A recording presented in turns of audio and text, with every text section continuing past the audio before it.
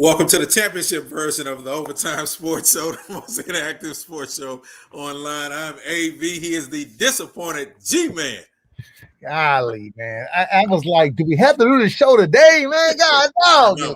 I know. I thought, listen, I ain't gonna lie, bro. I thought, first of all, good evening to you. I thought we were gonna come on today and be talking about Game 7. As everybody knows, Atlanta Braves are the 2021 World Series champions, defeating us yesterday 7-0, man. Ass whooping. Second shutout in the World Series. You know what? Our bats just didn't wake up, man. I mean, Atlanta. Obviously, I think everybody who knows baseball knows that the Astros have one of the best offenses in the whole league. I mean, if you play the Atlanta Braves maybe 20 times, we win at least more than half of them for sure. Right. But they were just a better team this series, just like with the Washington Nationals. You know, we were way better than the Nationals, but they were just hot at the right time. Yep. And they got us, man. So I mean, that's what it was, Atlanta, man. But yeah, I mean, I'm gonna be like Matt Leinart did when USC lost to Texas. We're still the better team. We just lost tonight. You know what I mean? Lost tonight, yeah. Lost tonight. We're still the better team, and I think the Astros are the better team. But you know, I'm not a sore loser. I think we'll be back again next year. And you know, I'm disappointed, but we got to move on. Appreciate everybody chiming in. Pablo, Ryan, appreciate you guys as always. It's an interactive sports show, so your comments are valuable. Like, share, comment about every topic we're going to talk about today. We got a little Deshaun Watson. We've got, of course, the NFL trades that took place. We're going to talk about, as we said, continue our conversations with the Astros. We got some NBA news that's sponsored and powered by Hennessy. We're going to get in that today. Also, we're going to talk a little PVU.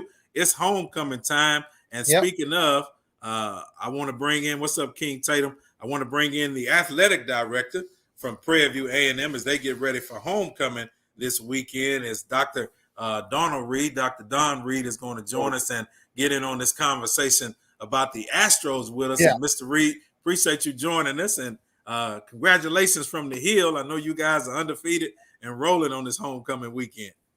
Yes, sir. Thanks for having me on the show. I'm really excited to talk about all the topics, especially Prairie A&M athletics and its football program. We're very excited to be where we are. Our teams are working really hard academically and athletically, and it's the final stretch, if you will. Yeah. You know, we're in close to the end of time of the fall season with our soccer program, which won the regular season conference championship. They're the number one seed at the tournament that we're hosting. So we're going to have homecoming going on. We're going to have soccer SWAC championships. All the SWAC teams are here, the top 8. That starts tomorrow morning. So if anybody wants to come watch some great soccer, our women's team will be leading off at 11 a.m. to go get that first victory on the way to getting that championship. Yeah. You got to start winning 1 in a row before you can win 3 in a row. So, Dr. Reed, did you have to mention championship? Golly. Man. Hey, how did you feel last night, Dr. Reed, watching that? Oh, man. As a lifelong Astros fan, grandfather taking me to games at the old Dome, it hurt. It hurt because we know that they were a better ball club than what they showed during the series. And that's difficult to swallow. I know Dusty, you know, remember him as a player with the Dodgers and the Braves. I'm sure he was very disappointed because we knew he had a great opportunity and we just didn't capitalize. But still proud of my hometown team, always will be. And hopefully we can keep the ball rolling and you know, get the essential pieces together to go make another run. Now, I know the producers have put up a picture earlier about, you know, is it the end of an era? I don't want to think that. I know Bregman is signed. I know Altuve is signed. Gurriel has an $8 million, I think, club option. Yeah. Presley has an option too, so he'll be there. The only one that's kind of like up in the air is Carlos Correa, man. I don't know. Well, you got to think about it too. When you look at the Astros free agents this year, as you said, Carlos Correa is a free agent. Verlander as a free agent. Greinke is not coming back. No. Graveman and Garcia, who we got in the trade at the trade deadline, they're both so they were rentals for us, pitchers. And then people forget about Brooks Raley. He's also a free agent with the team. So The question is asked: is it the end of an era? I don't think so. No, I think I think they can work out a deal. Hopefully, Dr. Reed with Correa to bring him back. But if not, with the way free agency works, I think we're able to get some good players to continue because we got the base in order with the Astros. Yeah. Absolutely. I'd like to see Correa come back. I mean, if they put together a package, I would think he would want to stay, but some of those big money people like to roll the cash register out and try to outbid people just because they can. So you would hope that, he'll think very deeply about it and decide to stay with us. Yeah. Now, you talked about your grandfather. He played an integral role in the Negro League. Talk a little bit about that and let everybody know who your grandfather was in the Negro League. Leo Rushing. He, my mom's father, and played in the Negro Leagues at the outset, bounced around a little bit, and then marriage and daughters showed up. So he gave up a little before his time. But he was a person that really taught me a lot in the center field bleachers of the Astrodome, just talking about life and there's a lot of time between innings to get some nuggets of wisdom, and he would do that for me. And a lot of things that I do today, I think about him telling me, about perseverance and working hard and appreciating your opportunities, all those different things that I use on a daily basis and share with our student athletes about persistence and representing yourself just as the people that came before you, and really honor them by doing your best to acknowledge their efforts and the hard work that they did to afford you with this opportunity.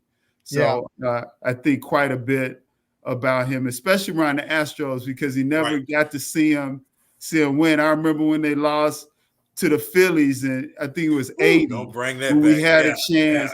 We lost to the Mets that time. It was like, man, is this going to ever happen? So, and the first time I made the World Series, I literally cried because I was like, my grandfather was really waiting to see that with the White Sox, and we couldn't get that one either. Get nothing. Like, swept. I'm the same way, Dr. Reed. My dad took me when I was a kid, them $1 seats in the outfield. Yeah. You couldn't beat that deal. $1 seats, and you get a double header for $1. I mean, it was great when they used to give you them bats for them real. You can't do that no more. They used to give them real bats. Oh, you know what, sir? I wish I would have remembered this, but they gave us one of those little bitty bats, the miniature bats with the old Astro logo. Yep. I still have it. It's actually in my closet at my house. Wow. I kept that bat, and my wife thinks I'm nuts. She's like, "What's this bat's like all worn out? What is it?" I said, "This is my thing." I wish I would have kept mine, and I wish I would have kept the actual full size bats they used to give away. Yeah. I can't find them at all. The game, you get your bat after the game, you walk out with it. But you know how that is. You know how that is at that time. You're not thinking about keeping a lot of that stuff, but a lot of it today is valuable. Like you said, you got to see people like J.R. Richards, Cesar Cedeno, Jose Cruz, some of the legends that played with the Astros earlier. Enos Cabell. Seeing all these guys who were really superstars in our eyes growing up, and to see that as a little kid, I know that was amazing to you. But I'm excited also about what you're doing with Prairie View A&M. I know you guys got a big game, of course, coming up this weekend, homecoming. And as we spoke just off air, we talked about how you're almost on a collision course with Jackson State and Deion Sanders. But as you said, you got to take care of business this weekend. Yeah. Oh, absolutely. We're focused. Team is finishing up practice in the rain. I just looked outside to see if they're still there. We're focused on what's in front of us. What's first on our plate is to take care of business. I think we're focused. We're excited to compete. We had a second bye week, which is sometimes concerning because you stop the engine, you recalibrate, then you go, and then you have to stop again, just how the schedule played out. So we were idle this past weekend. So we're coming back to competition. I think we're fresh, we're focused, and we understand that in order to get where we want to go, we got to take care of what's in front of us. So that is something that I'm excited about. Our students, our faculty, staff. We're all excited, homecoming, and that we have a lot of momentum with the things going on at the university. We're asking, we have plenty of tickets available. Come out, kickoffs at 2:00. We have events and things of that nature. We want you to come and visit us and come to the ball game and really cheer on the Panthers. I think we have something very special going on, not only with football, with all of our programs. Soccer is the regular season champion. They're competing tomorrow morning for a bid in the NCAA national tournament.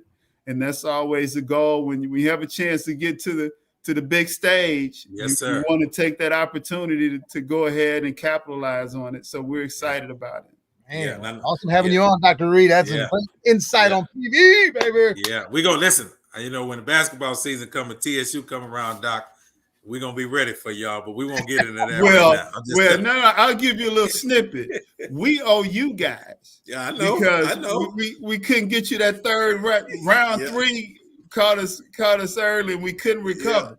Yeah. I felt like DeAndre Wilder fighting a big man. I can't remember his name, the Gypsy King. He's like, I fought this guy 3 times. Yeah. And the third time he knocked me out. He couldn't take it. Yeah, that third time around is difficult. This Friday, I'll be out at the Academy at the Fairfield Town Center, and we'll be getting everybody ready for homecoming at PVU. I'll be out there from 4 to 6 p.m. So you guys out in that area up 290 out in Cypress, come out and join me.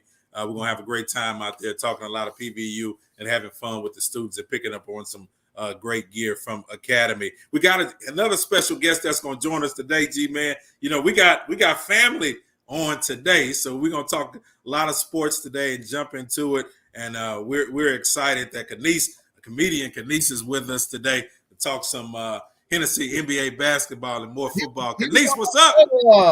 Man, what is up? What is up, man? G-Man, what up with you? We was back.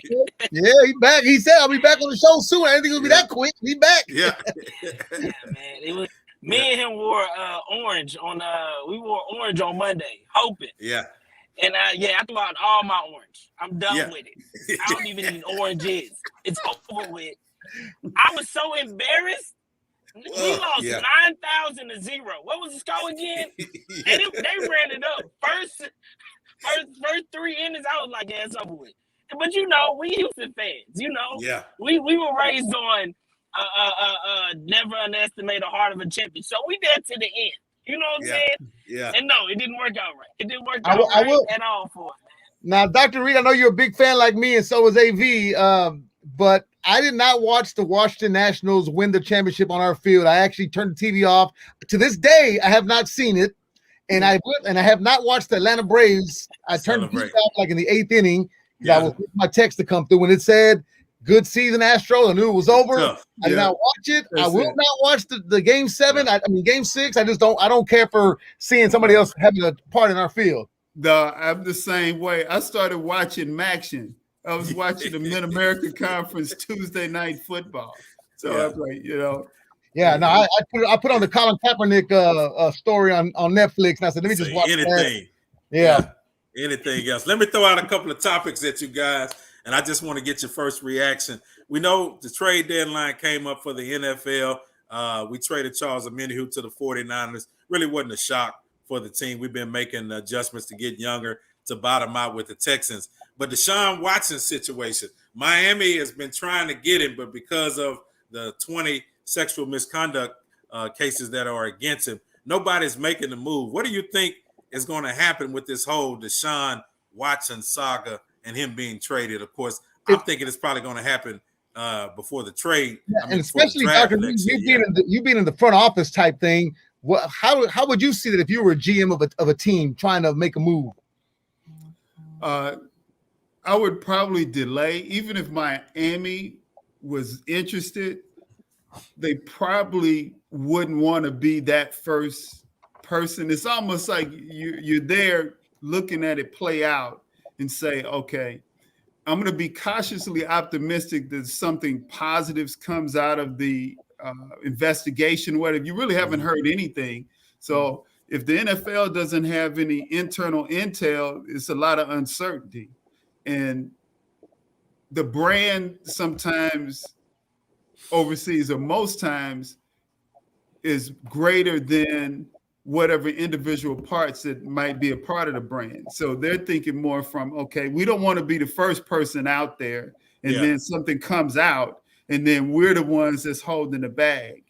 And also, he has an affinity towards Tua.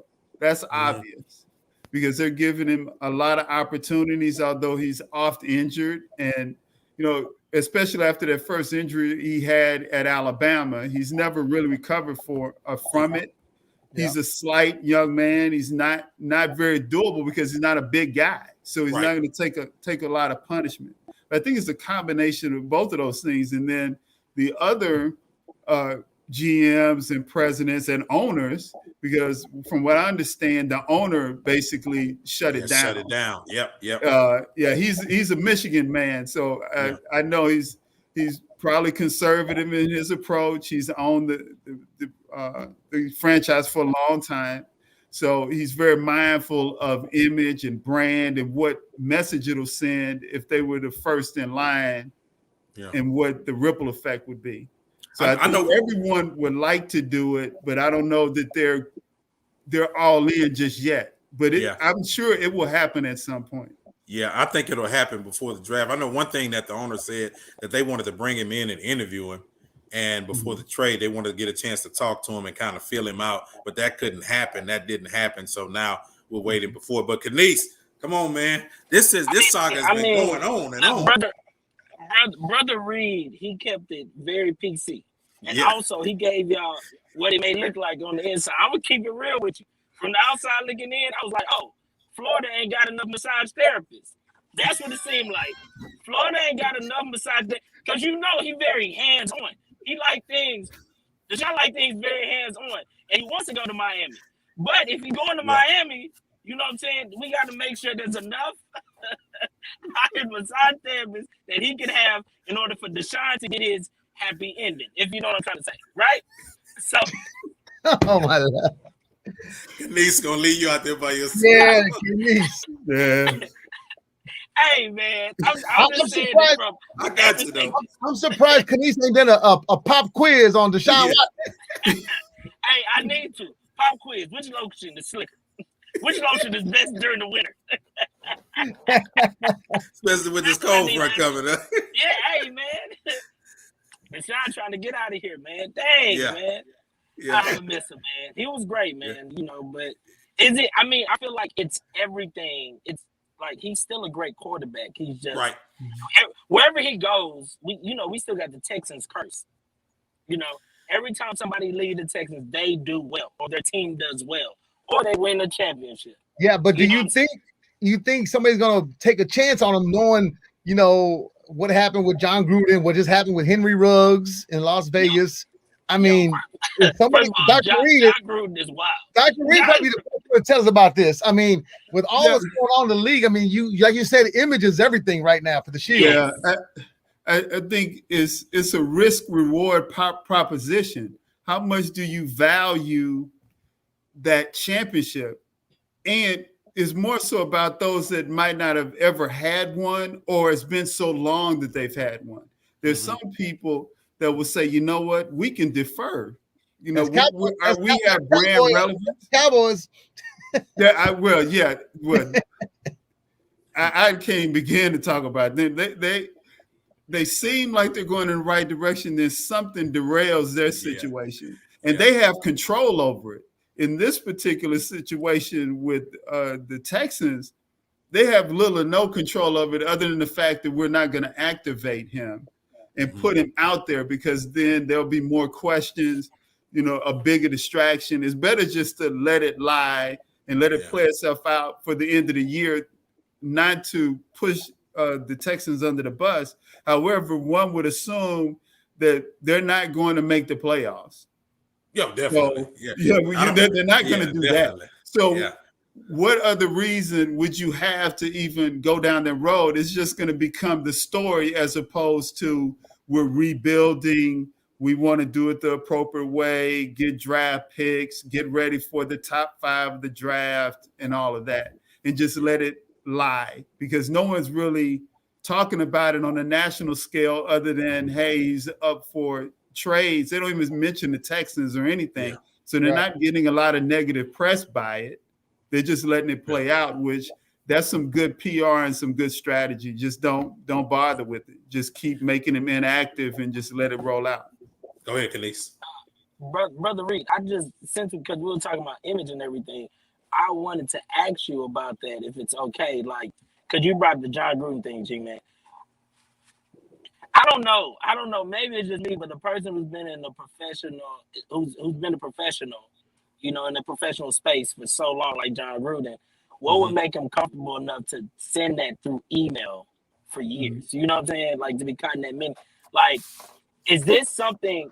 Not saying that does this happen often, but how comfortable can you be and protected by the NFL or your team that you are sure that this wouldn't even get out? Because it took how many years to get out? Several. 10 years, maybe? Yeah, several. So I'm just thinking about that. Like, that's so I just want, because when we talk about image, like, how comfortable does a person have to be a professional in this industry and be sending that through email? I don't get it. Well, I think you have to go back to when he became famous or popular. If I'm correct, he started with Mike Holmgren, that group with Green Bay. I think he came to the forefront at that point. And, being a play caller, that kind of thing. Then what really validated whatever he was doing prior to that, because I don't think this is a one-off thing or he just started doing it. It was a part of his standard operating procedure at the outset. And it wasn't necessarily addressed. It was just allowed to either just be in the space or it was allowable. That was the culture that was around it. So fast forward to he gets to be the head coach at Oakland. And you remember that situation. He had Al Davis was the owner. And, he was the next whiz kid, if you will, the young guy. The hot guy, Hot guy. And so he gets that job. And one would argue he wasn't prepared for that. Then he had a split with that group, ended up at Tampa at one point. And he took over for Dungy. Dungy set the team up, and then he just the very next year he won the Super Bowl with Dungy's team, with Coach Dungy's team, and then from there he was now validated because he had a Lombardi Trophy. And once you have that validation, then that allows latitude. And once you get latitude, you just continue to expand it and expand it. And then you have this era of entitlement. And then it's alarming, but not surprising. I'll just put it that way. Would you say that it would have never been uncovered if there was not been no investigation into the Washington football team, that those emails would have never, ever been? Okay. Yeah, I mean, they weren't looking for that. They just uncovered it. They uncovered it, yep. Which a lot of people don't know. They were not looking specifically for that. They were looking for something else. And usually that's how it plays out, because you don't necessarily think that you would find it. You're looking for something else, and then you say, wait a second, whoa, what is this? And then you see the volume, how long it's been going on. It gets to the Washington Post, to the New York Times, and once that happens, it's over. And again, especially in this climate. Yes, sir. In this day and time we live in. You, like you said, did that 10, 15 years ago. The good old boy system, it was acceptable. They let it slide. But in this climate, it was not going to be able to slide by, and they dealt with it. I want to jump to something else. We saw Jameis Winston went down for the Saints. They were able to make a trade with us and get our running back. But do the Saints have a prayer without Winston? I would say slim and none. And Slim is about to get on a horse and ride out of town. You don't get Who That Nation no love? Y'all don't give him no love? Well, I don't know who the next person is. They have was it Simeon? They have Simeon or Hill. Yeah. Well, Hill is a hybrid. Yeah. I remember him from BYU. He can throw it, but he's a runner passer guy. Simeon is a more traditional guy. I think he's a gentleman from Northwestern, if I'm not mistaken. Yeah. He can play, but you don't know what you're going to get until you put him out there. And I wasn't 100% comfortable with Winston saying, "Oh, he's gonna lead him to a championship." I mean, he's got the skill. Too much, you know. But you don't necessarily know which James you're gonna get sometimes, which is true. That's true. Which is true, because he can throw you into a win, and he can surely throw you out of a game. In the second half. Still crab legs after that. Who knows? Yeah. You know. I was very sad to see him go down like that. I mean, it's unfortunate because I know he worked hard with his conditioning. He looks, fit. He looks like he was really, really getting ready to get going. And then something like this happens. I'm very sad that he has to go through it. Got an ACL and an MCL, so that's a full reconstruction. And that's the reason why they banned the horse collar tackles. Yeah. T.O. I remember that. Broken leg. And then to think about it, we saw today with Aaron Rodgers. Aaron Rodgers is out now, has COVID, found out that he's unvaccinated. And so now, they play in Kansas City this week. And so here you got the situation with somebody unvaccinated. I mean, I know you can still get COVID with it, but the Packers, man, Canice. 10 days. He has to out at least 10 days quarantine, at least. He's out till November 13th, at least, they said. Yeah. Yep. That's the protocol. Yeah. Canice, come on, man. Man, I'll put it this way, man. Like, Aaron Rodgers, right? Like, I don't even know what to say about it. God has loved him so much. And it's about time. God has chosen him as a favorite for so many years. It's time for him to sit down, even for a little. We need this. Every other team in the NFL needs it because I ain't gonna lie, I'm tired of Aaron Rodgers, and not just him on the field. I'm tired of the discount double check commercials. Yes. I'm tired of everything. I'm State Farm. I'm sick of the guy, man. I'm tired of Aaron Rodgers. Sit him down, dog. He got the franchise by he got the franchise wrapped around his pinky. You know what I'm saying? And to be honest with you, now they kind of like, hey, yo, we don't know about you. We trying to move on to, younger, the next step, everything like that. So, hey, man, this is just the way the world works. This is how the sports guys work. You sit out for a little bit, you know what I'm saying? And you never know, man. Hopefully he has COVID, you know what I'm saying? Did he get vaccinated? No, he's unvaccinated. He never got vaccinated? Yeah. No. Oh, he never got vaccinated and he got COVID? No. Okay. I hope he's well. I hope he's healthy or not. But I need him to stay out of these games and give everybody else a shot. That's the irony about it. Everybody else a shot. You know what I'm saying? And so, I'm sick of Aaron Rodgers, man. He's been ruining my life. I've lost so much money betting against him. So, well, listen, the Tennessee Titans were rolling, and then Henry got hurt, and now Adrian Peterson, Dr. Reed, has signed with Tennessee. Is this how effective can AD be at this age now, especially for a running back? Because the life of a running back in the NFL is usually about 4 or 5 years at the most. And Adrian Peterson is coming to Tennessee to replace Henry while he's out. Well, he won't be Derrick Henry. He's got too many miles on him to be Derrick Henry, and he's not big enough. And I had forgotten that, to be quite honest, that he was still in the mix until I saw it the other day. I'm like, what?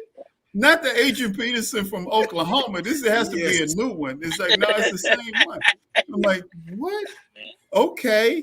It'll be interesting. I will say this. I heard his workout regimen is unbelievable. Like, he's a 22-year-old. He's still training.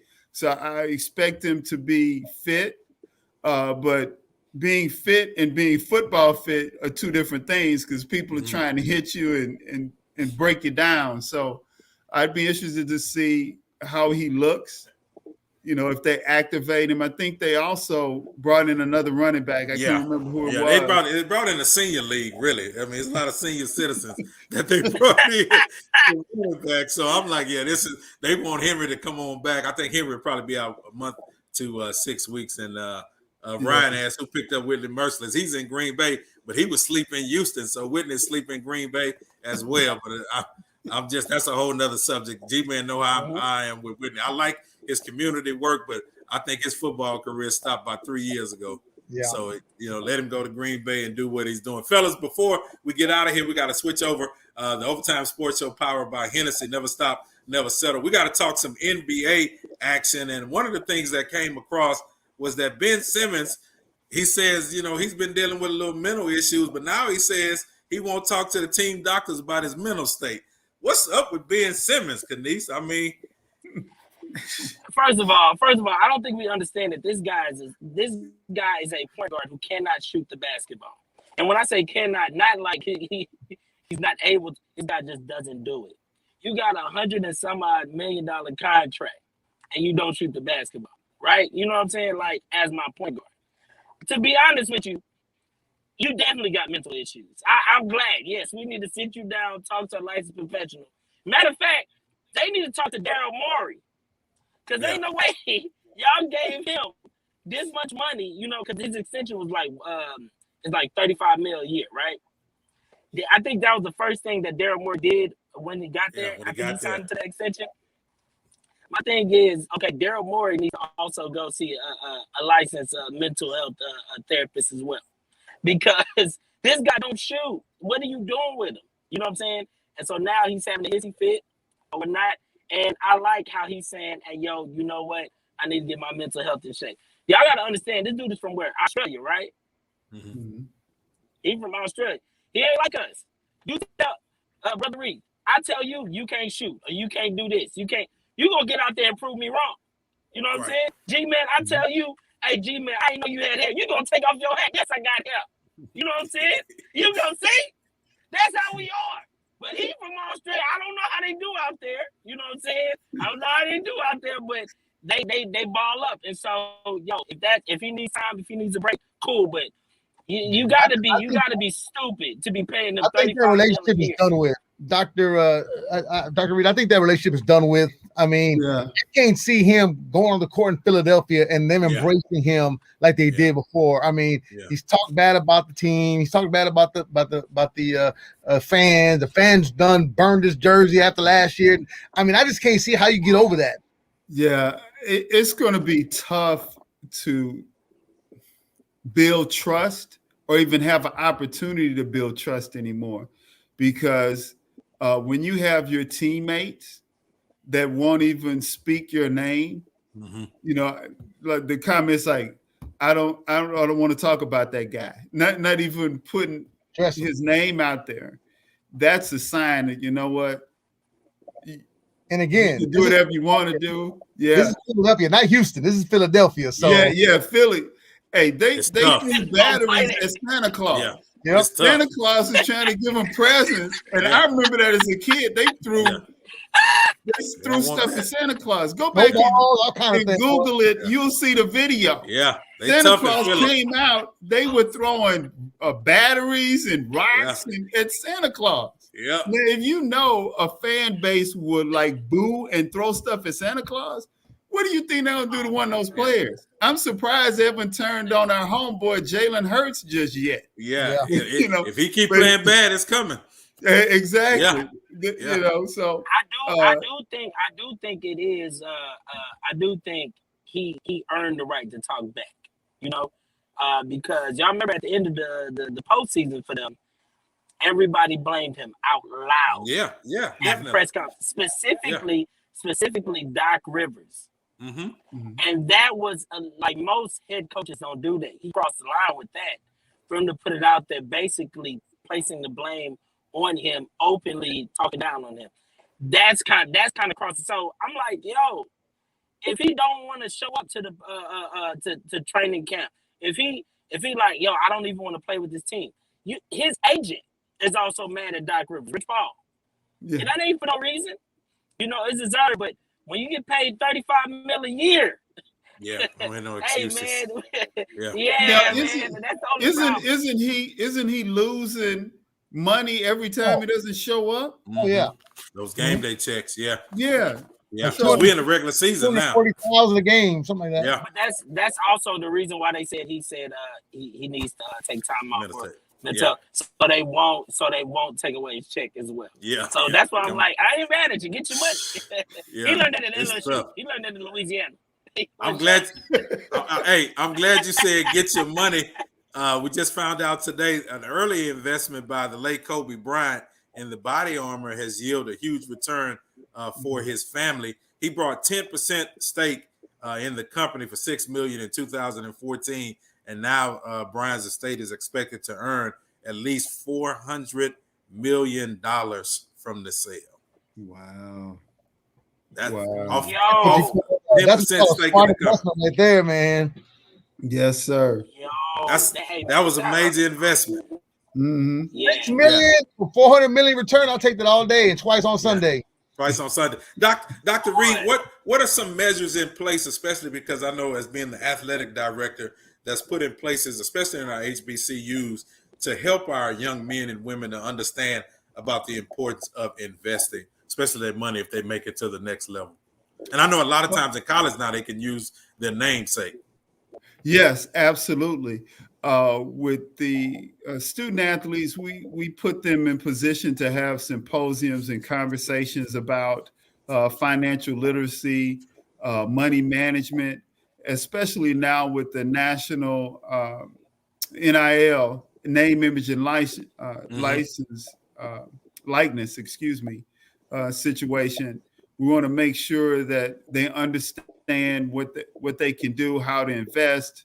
If you are someone that has a skill or a trade that you want to apply during your collegiate years, we want to provide you with the opportunity and the education to do so. And I think it's critical to provide that financial literacy at the outset. So not waiting until junior, senior year, but freshman year, just basic things about, managing your money, managing your time, and preparing for the transition out of college. Because typically you have 48 to 50 months of a collegiate experience. Mm-hmm. So for every month that goes by is one less month for you to prepare for your transition into your professional career, whether it's professional sports, music, entertainment, that's a profession. And it's common across all professions, certain things, being organized, being prepared, understand how to manage your finances, manage your schedule, be prompt and be prepared. All those things are critical. And we provide our student athletes with those opportunities by having speakers come in and talk about their journey and how they can incorporate some of the things that they hear into theirs, such that they'll be ready for leaving the hill and going forth and prospering, just like you all are doing, and just like I'm doing as well. Yeah. Set up, and speaking of the hill, this weekend, it is homecoming. Once again, for those that's joining us, Dr. Reed is, of course, the athletic director at Prairie A&M PVU. And I know we got an exciting homecoming planned this weekend. Got a big game this Saturday at 2 p.m. Doc, set it up for us and give us all the details of what's going to take place.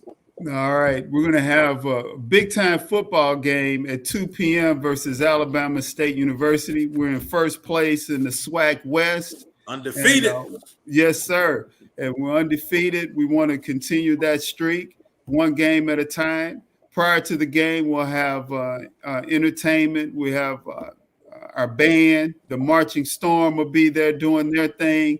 Internationally renowned marching band, and they're big time. They're worth the drive up 290 for sure. Yeah, our team is well, but they will entertain you before the game, during the game, and after the game. The fifth quarter, as we call it, they have zero quarter, which is before the game, and then the fifth quarter is always on and popping. If you know what I'm saying, it's legit. So we're looking forward to it. We have tickets. So you can go online at University Tickets on our PV website. You can go to pvamu edu to get more information about University Bookstore. And we're excited. We're excited to go, and we're ready to rock and roll. Yeah, and I'll be out at the Academy at Fairfield Town Center this Friday from 4 to 6 p.m. So come on out to the Fairfield Town Center at the Academy. We'll be getting you ready for Prairie View A&M's homecoming. So you guys come out this Friday, 4 to 6 p.m. It's going to be a lot of fun. And Canice, I can tell you got a little excited about PVU. Hey, man, look, man, PV has never done me wrong during homecoming. Let me tell you that right now. You go out there to the zoo, because that's what we used to call the zoo, of course, you know what I'm saying? So you go out there, and then there was always a party at the Baby Dome.